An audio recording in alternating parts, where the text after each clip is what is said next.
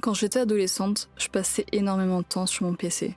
C'était l'époque de Skype et je me tuais à Minecraft et League of Legends, quitte à aller au lycée sans avoir dormi de la nuit. Mais outre les soirées endiablées sur des serveurs RP Minecraft, c'est aussi l'époque où j'ai découvert le monde des sites de gore. Il y en avait à la pelle, Best Chokers, Best Gore, 100%, Live Leak, etc. Je me souviens pas vraiment comment c'est entré dans ma vie et dans ma tête.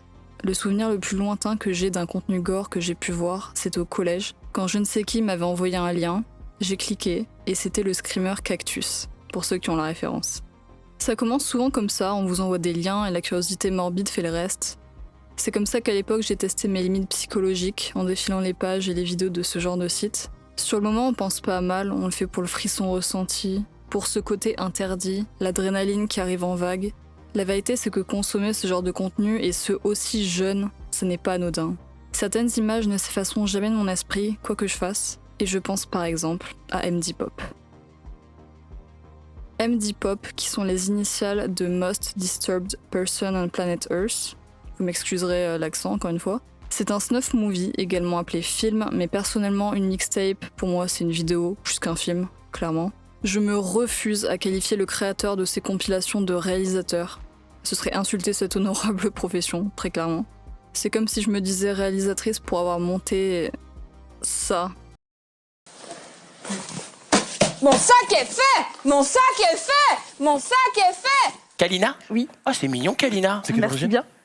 C'est pas né en Guyane? Non. C'est marrant. Kalina, c'est hyper mignon. On dirait comme une petite calinade, mais sans le de. Qui formait un bon relief au niveau de mon pantalon. Je croise une voisine. Je pense qu'elle n'a pas pu faire autrement que de constater le monstre. Sûrement parfois inélégant et immature. J'ai sans doute parfois fait preuve de goujaterie. Je pense que la mort n'existe pas officiellement. Et que c'est l'humain qui a créé cette invention, qui a créé la mort. Il y a 3 volets.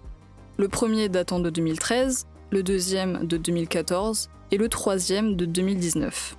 Ils fonctionnent tous sur le même principe, un assemblage de vidéos gore. Ça va du meurtre au viol, en passant par la zoophilie, la scatophilie et du gore dans toutes ses formes possibles et imaginables. Les vidéos MD-Pop ont commencé à faire parler d'elles en ligne en 2021, quand des redditeurs les ont inclus dans leur iceberg des films les plus perturbants. Ils l'ont évidemment situé dans le classement le plus bas, donc le plus dark. Ça a donc donné beaucoup de visibilité à la saga, et de plus en plus de gens ont commencé à en parler, que ce soit des blogueurs dans la niche cinéma ou horreur, ou encore des youtubeurs, qui ont regardé les films pour en décrire le contenu au détail près. Après, c'est évidemment très connu dans la niche horreur d'internet, mais beaucoup moins au grand public. Il y a eu un gros backlash concernant le trailer du second volet, car ce dernier contenait un extrait audio venant du film Daisy's Destruction. Pour les chanceux qui ne voient pas ce qu'est Daisy's Destruction, eh bien il s'agit d'une vidéo pédographique et de torture réalisée par un homme australien du nom de Peter Scully. Ce dernier a été reconnu coupable de trafic d'êtres humains et de 5 viols. Il a ainsi été condamné à perpétuité. Il est également en cours de jugement concernant les chefs d'accusation suivants, pédographie, torture et meurtre d'enfants. Dans la vidéo en question, on y voit le viol et torture de 3 principales victimes, Lisa, 12 ans, Cindy, 11 ans, et enfin Daisy, 18 mois. La vidéo a été réalisée en 2012 et a été vendue à ses clients du dark web, jusqu'à 10 000 $. Certains pensent que c'est une légende urbaine tant c'est immonde, et pourtant, c'est bel et bien réel. Un extrait aurait été posté sur 4chan, le repère des dégénérés.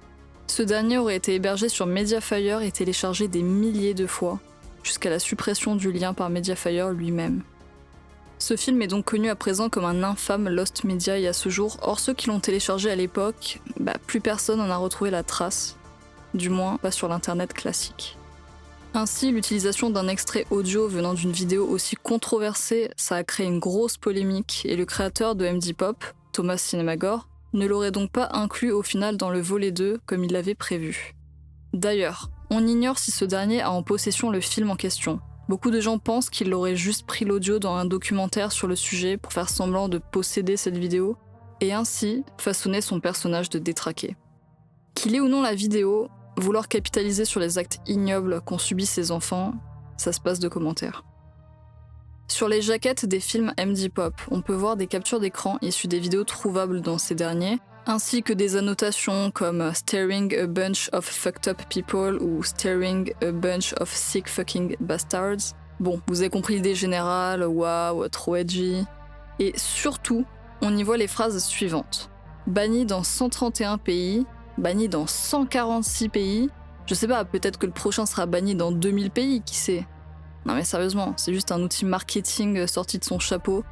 Ce film est pas sur la liste des films bannis de tel ou tel pays, tout simplement parce que ce n'est pas un vrai film, mais une mixtape de contenu volé. Après, en ce qui concerne la légalité ou non de ces œuvres, j'aborderai le sujet plus tard. On pourrait se dire que c'est le genre de vidéo qui n'est trouvable que sur le dark web, tant c'est rempli d'atrocités et actes illégaux en tout genre, mais pas du tout. C'est totalement trouvable sur l'internet classique. Dites-vous qu'il faut plus de temps pour trouver une recette de cake au citron que pour trouver ce film en ligne. C'est prouvé et attesté. Donc quand je vois qu'il y a eu le subreddit r/lostmedia qui parlait de MD Pop, j'ai pas trop compris. Ça n'est pas et ça n'a jamais été un lost media. Bien que j'aurais préféré que ça en soit, pour préserver un peu l'humanité. Ça peut sembler fou que des vidéos aussi violentes soient trouvables sur l'internet classique, où vous et moi nous baladons, ainsi que n'importe quel enfant qui a accès à internet. Et ce, en imaginant que la censure moderne fait bien son travail. Mais la vérité, c'est que ce genre de contenus sont trouvables partout. Que ce soit sur Twitter, où personnellement j'ai pu voir énormément de vidéos de meurtres de cartels, ou encore sur Facebook, où j'avais vu il y a bien des années une vidéo d'un homme découpant l'oreille d'un sans-abri qui était en train de dormir. Généralement, les vidéos finissent par se faire supprimer, mais la modération a ses limites étant donné qu'il y a trop de contenu upload chaque jour pour que ce soit réellement possible de tout retirer rapidement. Dites-vous qu'il s'agit d'un métier à part entière. Quand ce n'est pas l'œuvre de bots entraînés à détecter du contenu violent, il s'agit de vrais êtres humains présents derrière un écran. Des êtres humains dont le travail est de voir des vidéos atroces toute la journée. And a loss of faith, a lot of hope, and it's just become this mindless drudgery where you've desensitized yourself from what you're seeing on the screen in front of you. When I left, I was just relieved, and it completely overwhelmed me, and I broke down and cried in a coffee shop. I was lost. I just didn't know what the fuck I was doing, what was going on. I was totally bewildered. You know, as I started to get my head around it and talk to specialists and doctors and people, I realized that this job had knocked me on my arse and I hadn't even realized it. Facebook denies that anybody could ever get PTSD. Nobody has been harmed. That's very explicit. And then there was a recording. Somebody actually taped what Mark Zuckerberg was saying in an internal meeting with employees last year. And Mark Zuckerberg said, it's a little bit overdramatic. He just totally just dismissed all of the criticisms that have been made. It's denial. They don't want to know what's going on. Tout mon respect à ces gens qui, pour la majorité, sont extrêmement affectés par leur travail et on peut aisément les comprendre. Vu que je n'ai ni la foi ni l'envie de regarder les 3 MD Pop, je vais regarder uniquement le volet 1, datant de 2013. Et croyez-moi, c'est déjà bien long, il dure quand même 2h27 de perte de foi en l'humanité. Je vais pas vous mentir, en choisissant un sujet aussi trash, je me suis moi-même tiré une balle de calibre 50 dans le pied. Vous vous doutez que je peux pas trop diffuser la vidéo ici, sinon YouTube va m'atomiser instantanément. Donc je peux montrer certains extraits, mais pour la majorité, je pourrais ni montrer ce qui s'y passe sans pixeliser à mort, ni mettre le son, qui est tout aussi dérangeant, je peux vous l'assurer. Bon, étant donné que le métrage dure 2h30 tout de même, je ne vais pas vous en décrire l'intégralité, car déjà ce serait beaucoup trop long. Mais aussi dans le lot, il y a énormément de vidéos qui n'ont vraiment pas grand intérêt. Par exemple, la première vidéo qui s'appelle 38 Years Without Ejaculation. Et c'est littéralement un mec qui montre ses couilles, d'une taille assez préoccupante, certes, mais enfin voilà, pas grand intérêt. Et je vous parle même pas de toutes les vidéos pile comme celle où un mec porte un masque de plongée et boit de la diarrhée à même la source. Donc, je vais plutôt vous faire un petit top 5 pour vous montrer l'ambiance générale de MD Pop avant de rentrer dans le terrier du lapin de tout ce qui entoure ce snuff, notamment le créateur de ces infamies. Ces vidéos sont relativement connues et ont marqué Internet à tout jamais, et pas pour de bonnes raisons, vous vous en doutez. One Man, One Jar. Une vidéo tristement devenue classique. La caméra est à bas niveau, on voit un homme nu s'insérer un bocal en verre vide, où vous imaginez, et à la fin, le bocal se brise à l'intérieur de lui, et une mare de sang se déverse par terre. Dites-vous que cet homme a fait une interview avec un membre du site Best Gore, et il y répond à tout un tas de questions concernant cette fameuse vidéo qui date de 2007, par exemple sur le fait qu'il n'ait pas crié suite à la douleur, ou sur comment a guéri la plaie, ce genre de choses. Je vais pas vous lire l'interview car ce serait un peu long, mais si ça vous intéresse, je mets ça en description. One Lunatic, One I Speak. Vous ne pouvez pas être passé à côté de l'affaire du dépeceur de Montréal. Un jeune homme appelé Luca Magnotta, qui s'est fait attraper après avoir posté des vidéos de lui en ligne, dans un premier temps où on le voit torturer des chats, puis dans un second temps où il y tue et découpe sa victime humaine. Un homme d'origine chinoise nommé Lin Jun et qu'il avait rencontré en ligne. Dans cette vidéo dont le nom est tristement célèbre, on y voit des scènes extrêmement sanglantes où Magnotta dépece sa victime et dispose ses membres à divers endroits de sa maison. On le voit également le mutiler avec une fourchette et un couteau, il a des relations sexuelles avec sa dépouille, il laisse son chat consommer la chair de ce dernier et d'autres actes tout aussi barbares et ignobles. Tampon Eater. Vous avez peut-être déjà entendu parler de cette vidéo, elle avait beaucoup tourné à l'époque. On y voit une jeune femme qui baisse son pantalon, enlève son tampon usagé, tout ça en rigolant parce que c'est vrai que c'est absolument hilarant comme sujet. Ensuite, elle présente un verre d'eau, elle met de la musique sur son téléphone histoire de se mettre dans une petite ambiance cosy. Elle renifle le tampon, ce qui a l'air de la répugner au plus haut point. Ensuite, elle le met dans sa bouche, le recrache et s'y reprend à plusieurs fois. On voit qu'elle a envie de vomir et je vous avoue que c'est également mon cas. Anamorphic Animal Porn. Ici, on est sur une vidéo qui semble venir du Japon. Il y a la fameuse pseudo-pixelisation sur les parties intimes des acteurs, comme si ça rendait ça plus regardable. On voit deux femmes avoir des relations sexuelles avec deux hommes, l'un portant un masque étonnamment réaliste de lion, et l'autre un masque étonnamment réaliste de cochon. La vidéo en question, vous avez pu l'apercevoir brièvement dans l'introduction. C'est assez malsain et pénible à regarder. Le bruit des cris d'animaux rajoutés de manière totalement aléatoire en post-prod, non mais vraiment c'est très mal fait. Et les cris type hentai des protagonistes féminines, tout ce bordel ça s'arrête jamais, c'est un cauchemar. The Mexican Chainsaw Massacre. Je laisse une des vidéos les plus graphiques pour la fin. On est ici dans la vidéo, si je puis dire, classique des cartels mexicains, dans le but j'imagine d'effrayer leurs rivaux. On y voit deux hommes parler en espagnol. Ils sont assis par terre contre un mur, torse nu, puis on voit un homme habillé en ce qui semble être un treillis militaire et avec une tronçonneuse à la main. Il s'approche d'eux puis sectionne la tête d'un des deux hommes, pendant que celui d'à côté semble attendre de manière impassible son sort. Puis c'est le tour de ce dernier qui se fait exécuter de la même manière, mais avec un couteau, par un deuxième agresseur.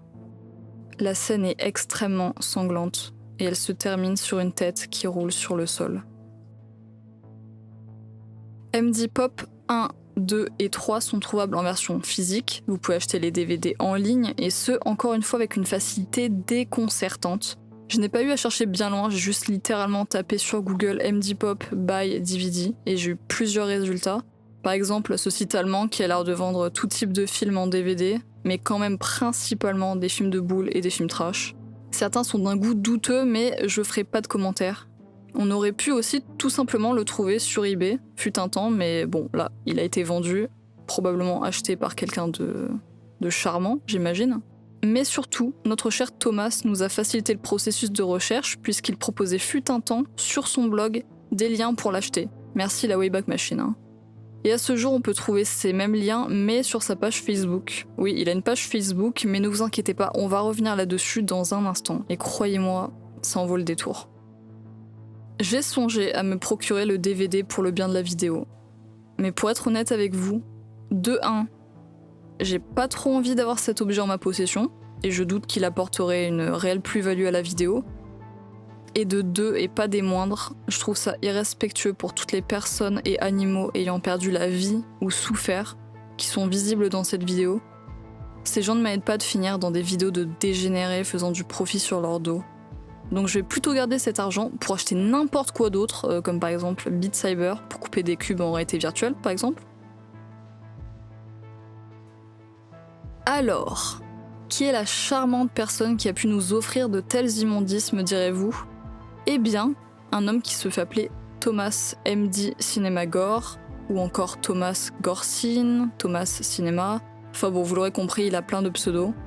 Il poste par exemple sur sa page Facebook nommée Cinema Gore's Extreme Exploitation Hideout, ce qui signifie pour mes amis non bilingues la cachette d'exploitation extrême de Cinema Gore, et qui contient tout de même 8700 membres, et je doute que ce soit que des gens curieux comme moi.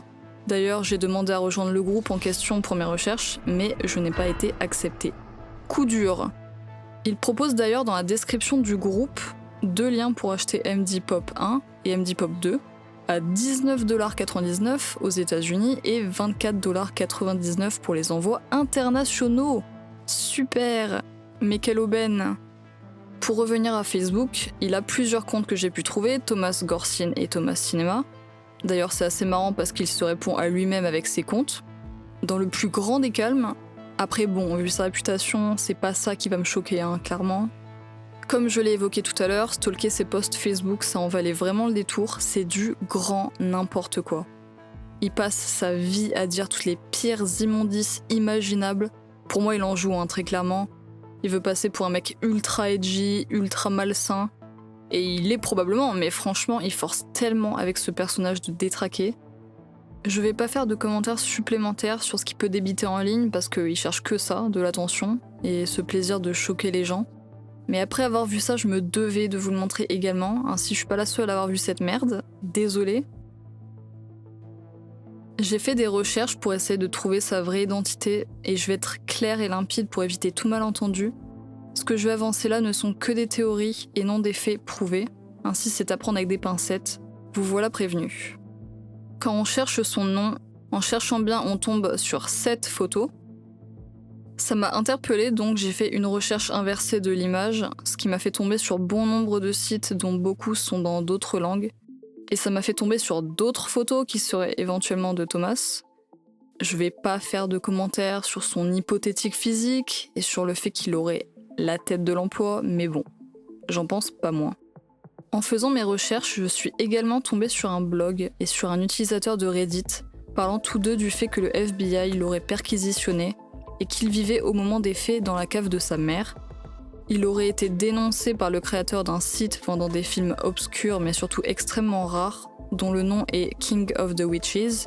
Du coup, les fédéraux l'auraient, paraît-il, perquisitionné, mais il n'y aurait eu aucune suite. Donc la possibilité est qu'il n'aurait rien trouvé d'incriminant pendant la fouille. Je n'ai pas réussi à trouver d'articles ou autres qui parlent de ce fait, donc encore une fois, ça ne reste que des on-dit.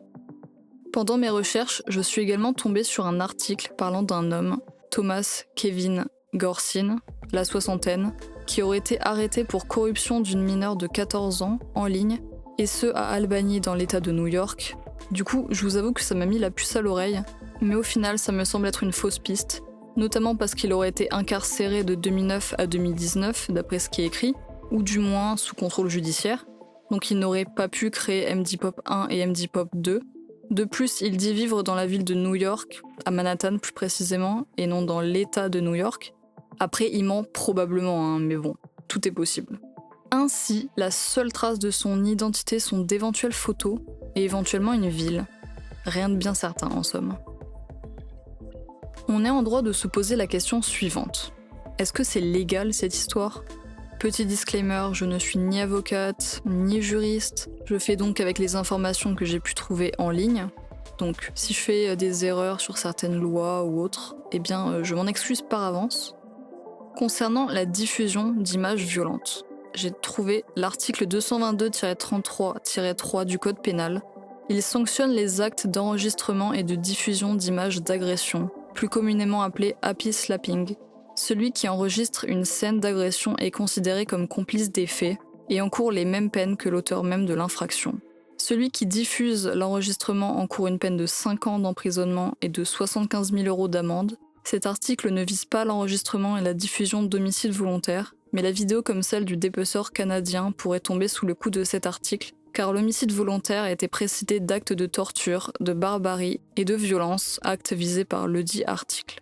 Concernant les hébergeurs, l'article 6 de la LCEN prévoit également la responsabilité des hébergeurs qui ne supprimeraient pas un contenu manifestement illicite après en avoir pris connaissance. En l'espèce, un hébergeur qui refuserait de supprimer la vidéo litigieuse après en avoir pris connaissance pourrait par conséquent engager sa responsabilité. Par ailleurs, le fait que la vidéo soit hébergée à l'étranger ne devrait pas écarter l'application de la loi française. Celle-ci peut s'appliquer dès lors que le contenu peut être visionné par des Français depuis le sol français et leur causer un préjudice.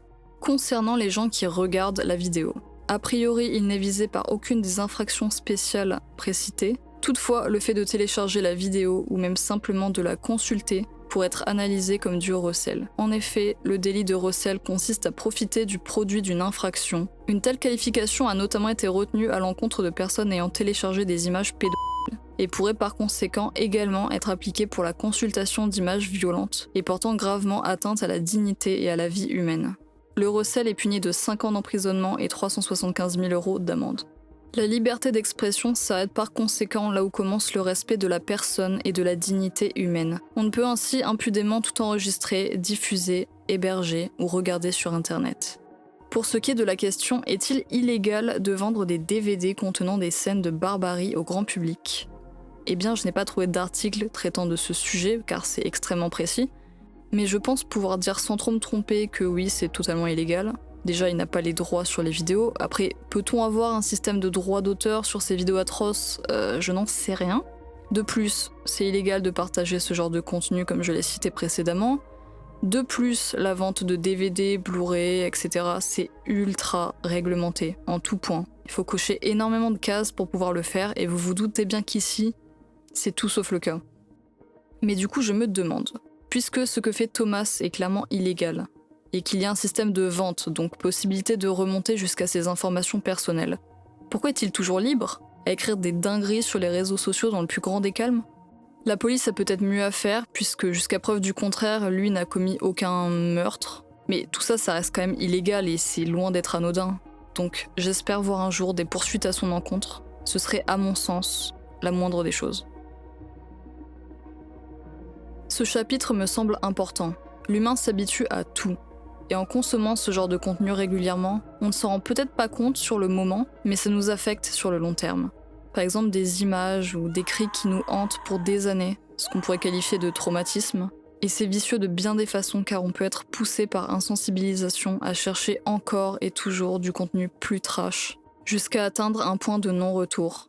Certaines personnes ont commencé par le cinéma d'horreur classique, et en voulant du contenu qui repousse toujours plus les limites, elles finissent par consommer ce genre de contenu. Je tiens à préciser que je ne porte aucun jugement sur les gens qui peuvent regarder des vidéos du genre, j'en fais visiblement partie, car pour moi il y a deux types de spectateurs de ce genre très particulier. Il y a ceux qui sont dans la case curiosité morbide, je pense qu'on peut dire que c'est mon cas, du moins c'était mon cas plutôt.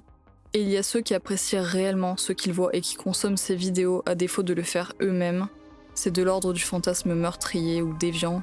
Et c'est concernant ces personnes que j'ai des inquiétudes. De plus, je n'ai trouvé aucune étude sur le sujet, mais je suis persuadée que consommer des vidéos aussi violentes et malsaines peut mener à des troubles paranoïaques.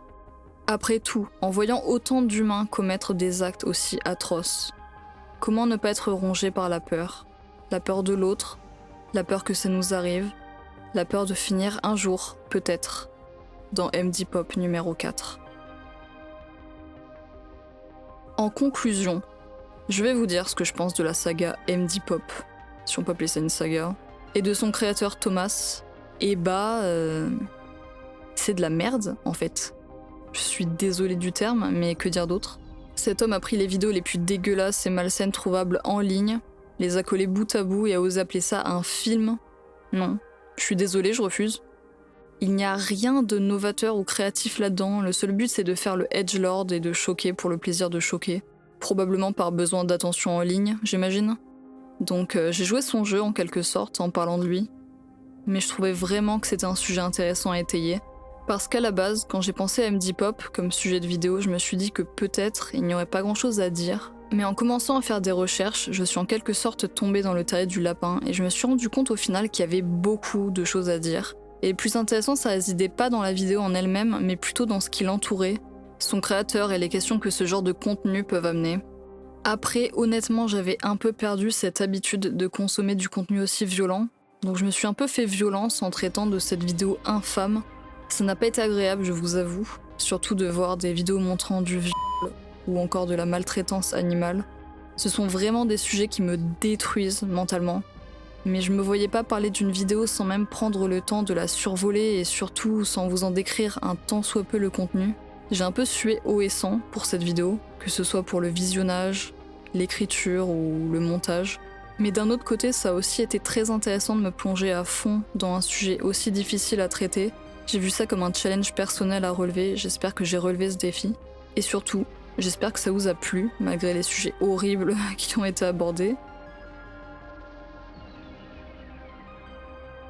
Petit post-crédit pour vous remercier chaudement des commentaires que vous avez laissés sous ma première vidéo. Je vais être honnête avec vous, ça m'a énormément motivée. Ça m'a vraiment fait plaisir et donné l'envie de revenir avec des vidéos plus longues et surtout plus ambitieuses, pour, je l'espère, votre plus grand plaisir.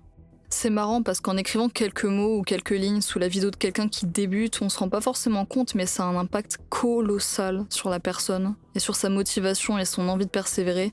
Donc encore une fois, un énorme merci. Et je vais revenir très vite avec du lourd, c'est promis. Donc pour me soutenir, une fois de plus, n'hésitez vraiment pas à m'écrire en commentaire, que ce soit une critique constructive ou juste un mot d'encouragement. Et n'hésitez pas à liker pour le référencement et à vous abonner si vous voulez pas louper les prochaines vidéos. Sur ce, prenez soin de vous, je vous envoie de l'amour par télépathie et à très bientôt.